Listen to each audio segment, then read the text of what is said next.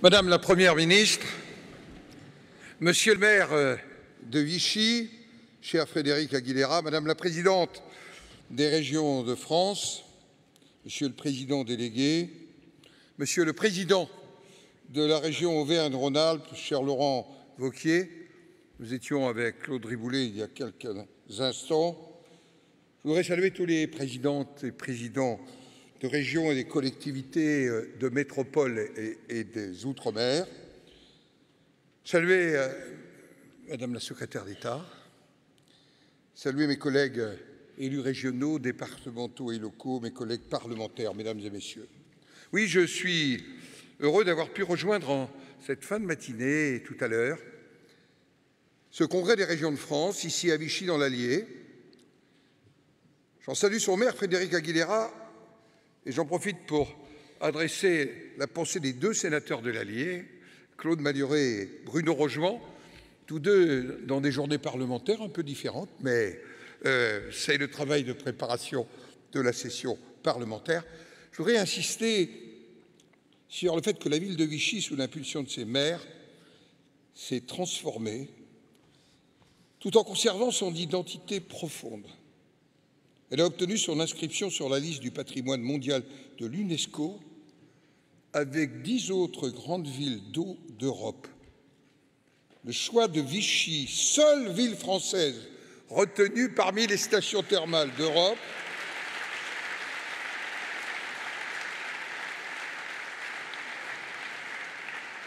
et la reconnaissance du travail de ses maires et des équipes municipales. Et on voit bien le rôle et la place des territoires. J'y ai pensé en voyant le film sur les 40 ans. Je salue également Laurent Wauquiez, président de la région Auvergne-Rhône-Alpes, qui est la première région industrielle de France, région d'innovation, pionnière dans bien des domaines. On a vu que le campus régional numérique était aujourd'hui récompensé.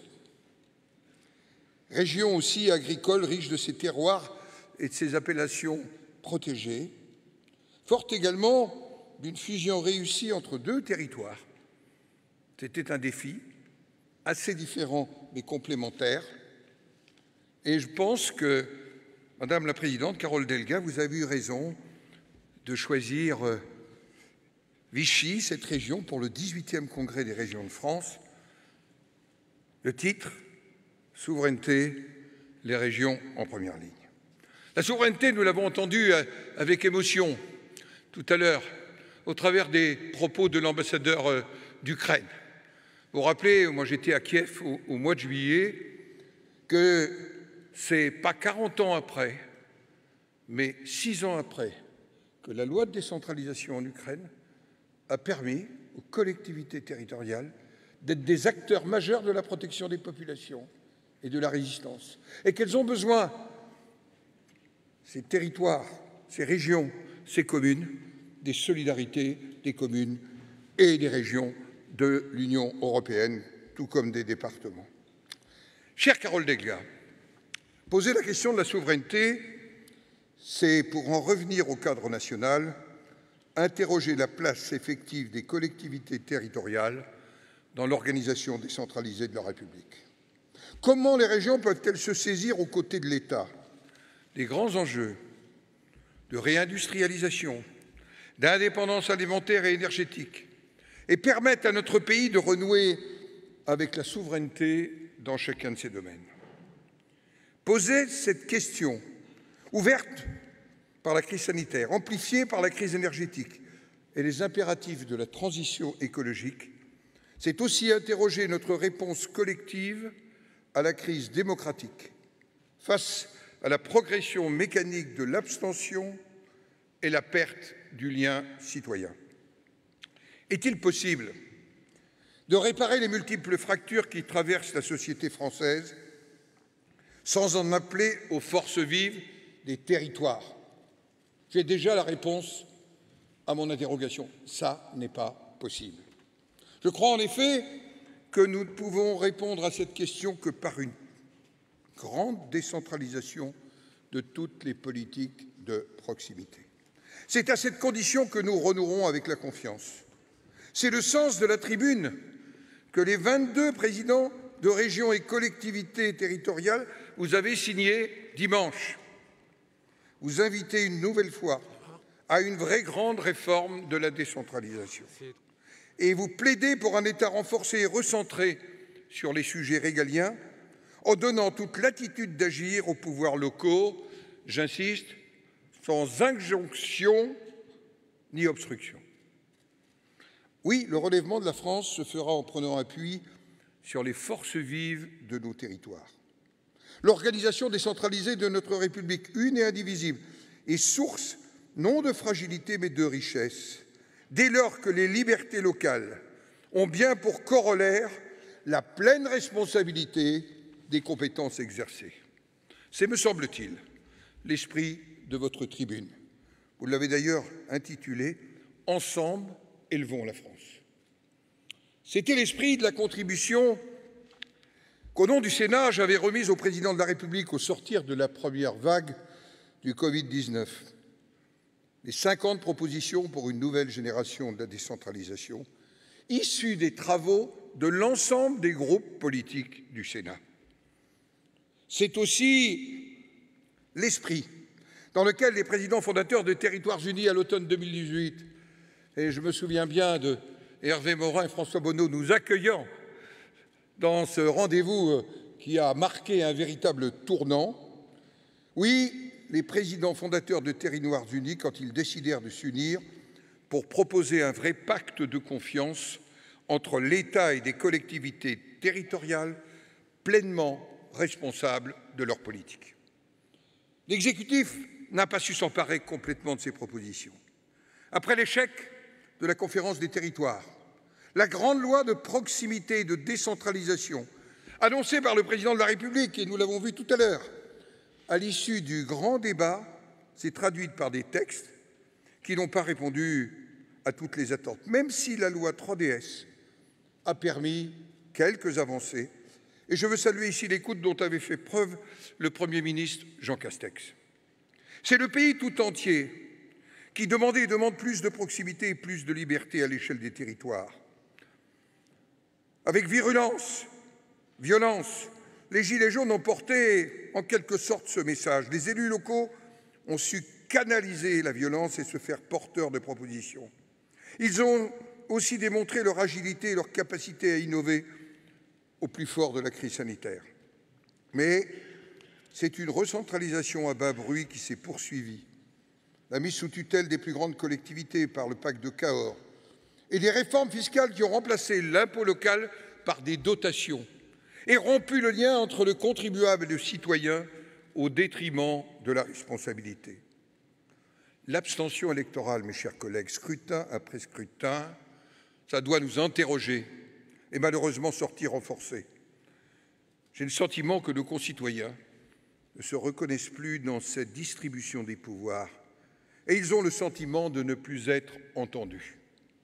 Pour réconcilier les Français avec l'action publique, nous devons donc tout revoir en termes de méthode et sur le fond. Ce n'est pas de plus de débat dont nous avons besoin, mais d'action. Il faut agir rapidement et concrètement en revoyant en profondeur les équilibres entre le pouvoir central et les territoires. Méthode tout d'abord. Je salue, Madame la Première ministre, nos premiers échanges et ceux intervenus avec les associations d'élus, sur la base d'un dialogue que nous souhaitons tous sincère et ouvert. Ces conditions sont d'autant plus nécessaires à l'approche de l'examen du projet de loi de finances que les élus locaux attendent, oui, ils attendent d'être précisément informés sur les modalités de leur participation à l'effort de redressement des comptes publics, mais j'y reviendrai. J'ai entendu que le Président de la République voulait un vrai chantier, je cite, de décentralisation. Le Sénat, lui, engage le travail sur la décentralisation. Sa mission constitutionnelle de représentant des territoires et de législateur l'y oblige. La réflexion initiée il y a plus de 2 ans pour le renforcement des libertés locales invite tout naturellement à approfondir ces propositions. J'installerai donc le 5 octobre prochain au Sénat, j'en fais l'annonce au Congrès des régions de France, le groupe de travail pluraliste sur la décentralisation. Je le présiderai. Le rapporteur général sera François-Noël Buffet, président de la commission des lois, et il aura à ses côtés, en tant que co-rapporteur, Françoise Gatel, présidente de la délégation aux collectivités territoriales, et Mathieu Darnaud, président de la délégation sénatoriale à la prospective. Dans le prolongement des 50 propositions pour le plein exercice des libertés locales, dont certaines ont déjà trouvé une traduction législative, nous y traiterons d'abord de deux questions qui nous paraissent essentielles. Celle des relations financières entre l'État et les collectivités territoriales, et celle d'un approfondissement de la différenciation territoriale. Un nouveau texte de loi qui ne prendrait pas en compte et en considération l'urgence de ces deux questions me semble voué à l'échec. Ce sont les composantes essentielles de toute nouvelle réforme territoriale. Et le socle en est l'autonomie financière des collectivités territoriales. Nous devons renouveler profondément, et il ne faut pas que ce soit simplement une forme d'ex-voto ou d'intention de prière, le pacte financier qui lie les collectivités à l'État autour de 3 engagements. Des ressources stables, sécurisées et planifiées. La réévaluation régulière des compensations versées au titre des transferts de compétences. Une contractualisation partagée et non subie. La stabilité des ressources des collectivités territoriales doit être restaurée.